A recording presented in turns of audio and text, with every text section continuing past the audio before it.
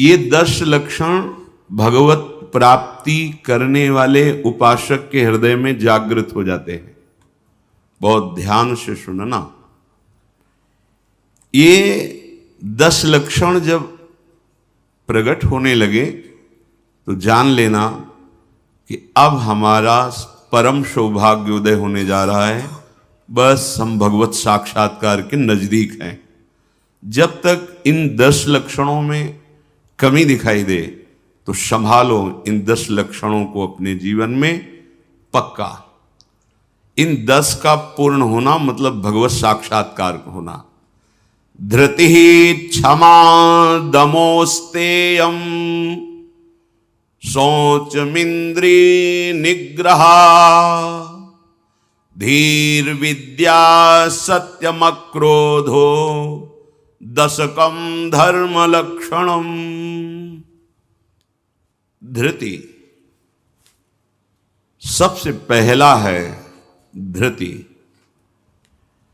किसी भी प्रकार का संकट, अपमान, विपरीतता, प्रतिकूलता, दुख आ जाए, पर जो हमने भगवत प्राप्ति का लक्ष्य लिया है, चाहे गृहस्थ हो या विरक्त हो, भगवत प्राप्ति का लक्ष्य लिया है, अब वो नहीं छूट सकता, चाहे कुछ भी हो जाए। पहला लक्षण स्वीकृति इसीलिए कहा है। बहुत जोर की बात है। खुली वस्तु रखी है, बिगड़ी जन्म अनेक की अब वहीं सुधरे आज हो ही राम को। यह स्वीकृति बहुत बड़ी बात है। अपने लोग देहाभिमानी हैं तो क्रियाओं पर संतोष करते हैं, क्रियाओं पर विश्वास कर लेते हैं कि मैं एक कर रहा हूं, इसके फलस्वरूप ऐसा मिलेगा। लेकिन उस सब करने का फल होता है होना, और वो सत्संग से प्राप्त हो जाता है एक क्षण में। इसीलिए स्वर्ग सुख, मोक्ष सुख, फिर मर्त्यलोक के सुख की बात क्या, सत्संग के समान नहीं रखा गया। तात स्वर्ग अपवर्ग सुख धरी तुला एक अंग, तूलन ताहि सकल मिली जो सुख लव सत्संग। स्वीकृति बहुत जोर की बात है।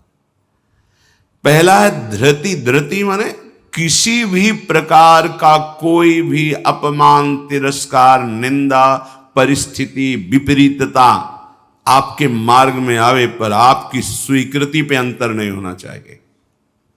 इसे धृति कहते हैं। धृति ये बहुत आवश्यक है भगवत मार्ग के पथिक को। जो स्वीकृति की हुई है उस पे कोई विक्षेप नहीं पड़ना चाहिए। जो होना सो हो जाए, स्वीकृति नहीं बदलनी चाहिए। बस तुम्हारा ये यथा माम प्रपद्यन्ते तास तथैव भजाम्य हम। कोई भी परिस्थिति, कोई भी विपरीतता, कोई भी अपमान हमारी स्वीकृति में अंतर नहीं डाल सकता। मृत्यु स्वीकार करना अच्छा है, पर स्वीकृति पे अंतर नहीं आना चाहिए। वही स्वीकृति भगवत प्राप्ति करा देगी। गोस्वामी जी बाद में सब बातें कह रहे, पहले कह रहे बिगड़ी जन्म अनेक की अब वहीं सुधरे आज। हमारी धृति इतनी कमजोर है कि प्रतिकूलता के आभास मात्र में हम छोड़ देते हैं। प्रतिकूलता तो है ही नहीं, प्रतिकूलता के आभास, शायद प्रतिकूलता आ जाए, इससे हम भाग पड़ते हैं। ये कायरों का मार्ग नहीं है भगवत प्राप्ति। अज्ञान को छोड़िए। क्या तुम प्रभु को छोड़ दोगे तो दुखों से बच जाओगे क्या? जो कछ लिखा लिलाट दुख सुख देह संग, भुगते गो जहां जाएगो या सिद्धांत अभंग। या सिद्धांत अभंग तजत क्यों धीरज प्राणी। यही धृति। तजत क्यों धीरज प्राणी, वृंदावन परिहरे प्रिया प्रीतम रजधानी। स्वामिनी जी के महल को, स्वामिनी जी के चरण आश्रय को छोड़कर तुच्छ विषयों की तरफ कदम बढ़ा देना, स्वीकृति आपकी बहुत कमजोर है। बिगड़ जाएगा, ये जन्म बिगड़ जाएगा। पता नहीं किस युग में ये स्वीकृति का अवसर मिलेगा कि नहीं मिलेगा। कितना भी संकट आवे, धैर्य नहीं छोड़ना। सब कुछ सहना है, राधा राधा कहना है। नियम बना लो, जीत जाओगे। काल पर भी विजय प्राप्त कर लोगे। विश्वास करो, ये मंत्र मान लो, सब कुछ सहना है, राधा राधा कहना, राधा राधा। आपको सराहेंगे, आपको चाहेंगे, आप जो मर्जी आवे सो करो, सराहेंगे आपको, कोसेंगे नहीं, आपको सराहेंगे और आपको ही चाहेंगे। हम आपसे तन मन प्राण सर्वस्व समर्पित करके प्रेम करते हैं। ये प्रेम मार्ग की बात। भगवत प्राप्ति करना है तो पहली बात है ये धृति, ये धैर्य रखो। ये नहीं देखा जाता, धैर्य नहीं दिखाई देता, धैर्य नहीं, जरा सा विचलता हुई भाग पड़े। कहां भागोगे? जिधर भाग के जा रहे उधर तो विचलता का समुद्र है। यहां तो विचलता तुम्हें अविचल स्थिति प्रदान करने के लिए है, यहां का भय तुम्हें निर्भय पद प्रदान करने के लिए है। और इस भय को स्वीकार करके भाग रहे हो तो महाभयावह प्रवाह है संसार का, बहते चले जाओगे। अभय होए जो तुम्हें डेराई। धृति, जो धृतिवान है, लौकिक पारलौकिक सारी संपत्तियां उसके चरणों में झुकने लगती हैं। देख लो, शब्द पर ध्यान दो। जो धृतिवान है, धैर्यवान है, हर कष्ट सहता है, तो आगे जो मार्ग है बोले लौकिक और पारलौकिक सारी संपत्तियां उसके चरण चूमती हैं, क्योंकि वो धैर्यवान है। अगर धृति नहीं है तो परमार्थ का भेष भले हो, परमार्थ की स्थिति नहीं होगी। इसीलिए भगवान कपिल देव जी ने माता देवती जी से कहा, जो आसक्ति संसार के बंधन का कारण है, वही आसक्ति यदि महात्माओं के चरणों में हो जाए तो मोक्ष का खुला हुआ द्वार है। तो वो महात्मा कैसे होते? तो सबसे पहला शब्द था तितिक्षवः, मतलब महान सहनशील होते हैं संत जन। तितिक्षवः, यहां धृति, ऐसा धैर्य कि कोई भी विचलित ना कर सके, बहुत गंभीरता से, इसीलिए इसमें रुके हुए हैं। बहुत गंभीरता से पहला लक्षण है भगवत प्राप्ति का।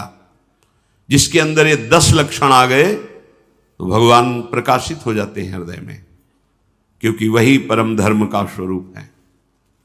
भागवत धर्म में चलने वाले या कोई भी धर्म स्वीकार करें तो धृति जरूर आनी चाहिए। अगर धृति नहीं, आप पातिव्रत धर्म, एक पत्नी व्रत धर्म, जो जहां जिस धर्म में, तो उसको धैर्य धारण करना पड़ेगा। बिना धृति के धर्म का पालन नहीं होता।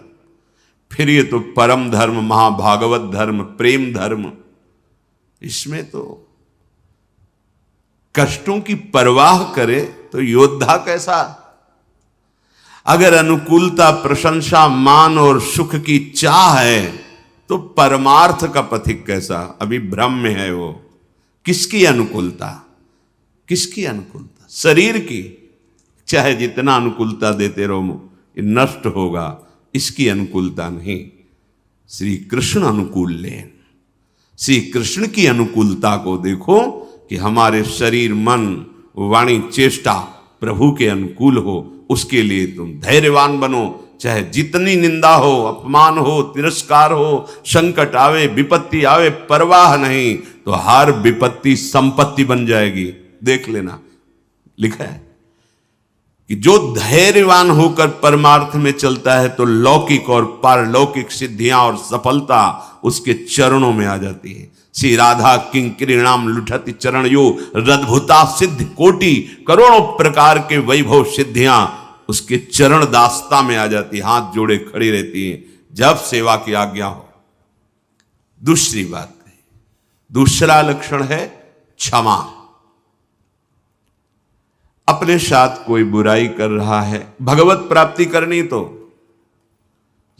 संसारिक आदमी इन बातों को समझ भी नहीं सकता, क्योंकि उसका उद्देश्य अंतःकरण धर्म में अहम ममत्व स्थापित करके भोगों को भोगना और उसी में सुखी होना है। अभी अज्ञान है, वो नहीं समझ रहा। ये परमार्थ के पथिक की बात है।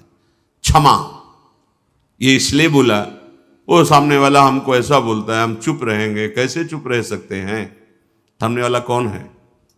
अगर तुम संसारी हो तो संसार है, और परमार्थिक हो तो तुम्हारा आराध्य देव है। तुम्हारी वही तत्व दृष्टि होनी चाहिए जिसकी प्राप्ति के लिए निकले हो। कब करोगे, किस जन्म में करोगे? अभी इसी क्षण से अभ्यास शुरू करो।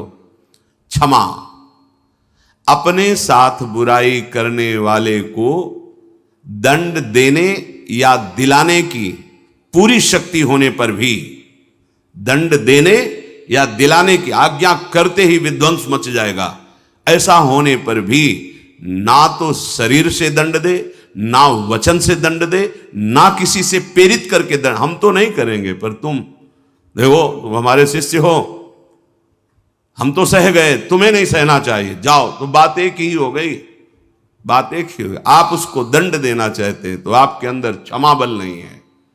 करत जे अनशहन निंदक तिनहु पे अनुग्रह। ना इस लोक में तुम्हें दंड मिलेगा और ना परलोक में दंड मिलेगा। मेरे अपमान, मेरे निरादर, मेरी निंदा, मेरे तिरस्कार का तुम्हें कहीं दंड ना मिले। तुम्हारी बुद्धि शुद्ध हो, स्वस्थ रहो और भगवान प्रसन्न हो। ये है परमार्थ के पथिक का हृदय। विचार करो, जो अनशहन करके निंदा कर रहा है, अपमान कर रहा है, तिरस्कार कर रहा है, उसके लिए ठाकुर हरिदास जी के कोड़े पे कोड़े वो बरसा रहे निर्दयी और कह रहे हरि बोल कहता है। तब ऐसी पीड़ा में भी मुस्कुरा के कहते हैं भगवान बड़े कृपालु हैं, तुम्हारा मंगल करेंगे, क्योंकि तुमने भी कहा हरि बोल हरि बोल। तो ये 2 अक्षर हरि नाम तुम्हारी जिह्वा पे आया, अब मुझे विश्वास हो गया कि भगवान तुम्हारा मंगल कर देंगे।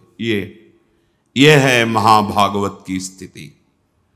कितना भी अपमान, कितना भी क्लेश या निंदा करे, उसके लिए ना मन से अमंगल भाव हो, ना वचन से हो। देखो, पूरी शक्ति है, पर ऐसे ऐसे महापुरुष हुए हैं कि अगर वो संकल्प कर ले तो क्या ना हो जाए। इतना उनके पास भजन बल है, तप बल है। साधारण आदमी उनका अपमान करके पीट के चला जाता, वो बताते भी नहीं कि किसने पीटा है, कभी नहीं। वो कभी लौट कर भी नहीं देखते किसने ऐसा क्यों किया है। क्यों? क्योंकि अगाध बोध संपन्न महात्मा जैसे अपने हाथ से, अपनी दांत से अपनी जिह्वा, अपने द्वारा कोई चेष्टा जो अपने को पीड़ा पहुंचा दे, किसको दंड देंगे? ऐसे वो आत्मस्वरूप सर्वत्र अनुभव करते हैं। इसलिए राग द्वेष रहित महात्मा के हृदय में ये आता ही नहीं है कि इसको दंड दिया जाए। अपने साथ बुराई करने वाले को दंड देने दिलाने की पूरी शक्ति रहने पर भी उसको दंड देने या दिलाने की भावना मन में भी ना आए और उसके हर अपराध को सहकर यथोचित चेष्टा करे कि उसको सुख पहुंचे, उसे भगवत साक्षात्कार होता है, उसे क्षमा कहते हैं। श्रीपाद प्रबोधानंद जी ने भी कहा, नीचापमानम शुद्धा। नीच शब्द इसलिए कि आप उससे महान हैं, आप उस पर शासन कर सकते हैं, आप उसको दंड दे सकते हैं, पर उसके द्वारा किए हुए अपमान को सह गए। कैसे? अमृत मान करके। अमृत, नीचा अपमान। जब कोई गाली दे, निंदा करे, अपमान करे, तब ये बात आवे भगवान इसका मंगल करे। ये भक्त हृदय होता है। अनुकूलता में तो सबको आशीर्वाद देने के लिए तैयार हो जाएगा। प्रतिकूल परिस्थिति में भगवत भाव युक्त हृदय होकर कोई अमंगल सोच भी उसके लिए ना करना, ये होता है। देखो, सर पे प्रहार किया नित्यानंद महाप्रभु के, जो जगाई मधाई के चरित्र में आता। महाप्रभु जब चैतन्य देव ये देखा तो सहन नहीं कर पाए, कैसे महाभागवत के प्रति ऐसा अपराध। क्रोधावेश लोग चरण पकड़ लिए नित्यानंद महाप्रभु ने कि चैतन्य महापुरुष का प्रभु, ये आपकी विशेष कृपा के पात्र है। नाथ, आपका अवतार दंड देने के लिए नहीं हुआ, आप कृपा कीजिए। ये आप कह दो कि वो तो अवतारी पुरुष हैं, तो हम किनके बच्चे हैं? हम किस मार्ग में चल रहे हैं? हम उन्हीं के तो बच्चे हैं, उन्हीं की तो अंश हैं, उन्हीं की तो शरण में है। वही नाम जो बोल रहे हैं वही तो हमें दे रहे हैं, कोई दूसरा नाम थोड़ी दे रहे। वही कृष्ण नाम दे रहे हैं, वही राधा नाम दे रहे हैं, जिसमें ऐसी अपार सामर्थ्य है। वो तो स्वयं प्रभु हैं, पर हम कौन हैं? उन्हीं प्रभु के तो अंश हैं, उन्हीं प्रभु के बच्चे हैं, उन्हीं के चरण शरण में हैं, उन्हीं के वचनों के अनुसार चले तो वैसी ही कृपा का अनुभव होने लगेगा। क्षमा। पहला धृति, दूसरा क्षमा। तीसरा है दम। दम कहते हैं इंद्रियों को विषयों से हटाकर प्रभु में लगाना। ये भगवत प्राप्ति के लक्षण वाले महापुरुष का जो भाव है, दम, दमन करना। हमारी इंद्रियां बहिर्मुख होकर भोग भोगना चाहती हैं, इनका स्वभाव बन गया है। दुर्वासना मम सदा परिकर्षयन्ति। विषय इतने प्रबल हो रहे हैं कि इंद्रियों को अधीन कर लिए हैं। इंद्रियां इतनी प्रबल हो रही कि मंथन करने वाली प्रमथन स्वभाव वाली मन को अधीन कर लिया है। मन इतना प्रमथन स्वभाव वाला बुद्धि को अधीन कर लिया। अब बुद्धि विषय में सुख मान करके सब छूट दिए हैं, तो इंद्रियां मन विषयों में विचरण कर रहे हैं। जो भगवत प्राप्ति करने की लालसा वाला उपासक है, वो दम रूपी सद्गुण से युक्त होता है। दम अर्थात दमन करना, इंद्रियों का दमन करना। थोड़ा कठिन है। कामः संजायते क्रोधा, क्रोधा स्मृति विभ्रमा। जब हमारी कामना बन जाती है कि ये मैं भोग भोगूं और उसमें बाधा पड़ती है तो क्रोध आ जाता है। बस ये कामना संकल्प न बनने पावे तो बहुत जल्दी निवृत्त हो जाएंगे। संकल्प बनने का समय हम देते हैं। जब कोई भी इंद्री का विषय आकर्षित होता है तो मन उसको विस्तार से सुख का, भोगा हुआ सुख या सुना हुआ या दृश्य में आया हुआ भोगने की लालसा, और आप अपने भगवत विस्मरण कर दिए और उसमें तन्मय हुए, संकल्प बना, गड़बड़ हो गया। अब परमार्थ से भ्रष्ट कर देगा। आज नहीं तो कल, क्रिया बने ना बने, भ्रष्ट कर देगा। संकल्प ही न बनने पाए। संकल्प बनने की छूट कब देते हैं? जिस समय हम ये भूल जाते हैं कि हमारा लक्ष्य भगवत प्राप्ति है। हम भोगों में सुख बुद्धि करके भगवान से विमुख वृत्ति के द्वारा संकल्प बना लेते हैं धैर्य से। जब हमको ये पता है कि इन भोगों में सुख नहीं, सुख तो सुख सिंधु प्रभु के नाम रूप में है, तो संकल्प कैसे बन गया? भगवत विमुखता के कारण संकल्प। वो क्षण भगवत विमुख हुआ, वो समय भगवत विमुख में जा रहा है, इसलिए आपका संकल्प बन रहा है। अगर नाम जप कर रहे हैं आप और आपका लक्ष्य है कि मुझे प्रभु के चरणारविंद की प्राप्ति करनी, तो आप इंद्रियों का दमन स्वाभाविक कर लेंगे। बहुत सरलता सहजता से इंद्रियों का दमन हो जाता है। हमारी स्वीकृति ठीक नहीं है, इसलिए जैसे एक दिन एकांतिक में चर्चा हुई थी, आप वैष्णव हैं, आप भगवत दासत्व के चिन्हों से युक्त हैं, आप भगवत प्राप्ति का मार्ग स्वीकार किए हो, चाहे गृहस्थ हो चाहे विरक्त। अब आपके सामने मांस परोसा जाए, आप खाएंगे? बिल्कुल ना, अंदर से ना बाहर से चेष्टा ही नहीं होगी। क्यों? क्योंकि आपकी स्वीकृति नहीं है। ठीक है, मदिरा ना अंदर से ना बाहर से स्फुरण ही नहीं होगा उसको पाने का। क्यों? आपके अंदर स्वीकृति ही नहीं। लेकिन बेविचार, मैथुन, गंदी बात, क्या आपकी ऐसी स्वीकृति है जैसे मदिरा और मांस के प्रति है तो उसी पंक्ति में, पर आपने इसके लिए स्वीकृति छोड़ दी, आपने इसकी गुंजाइश रख ली। अब आप गिर जाएंगे, आपकी इंद्रिय आपको गिरा देंगे। दूसरे की जरूरत नहीं, आपका मन ही आपको परेशान कर देगा, भ्रष्ट कर देगा। क्या आपकी ऐसी स्वीकृति है? और है तो आप बोलो, आपके सामने मांस परोसा जाए, मदिरा रखी जाए, तो क्या अंदर से स्फुरण होगा? स्फुरण ही नहीं होगा। आप देख लो ना, स्फुरण ही नहीं होगा और आपकी भौं चढ़ जाएगी। आपको पता नहीं आप ये क्या, या तो उठ के चल देंगे, बिल्कुल संभाषण भी नहीं करेंगे।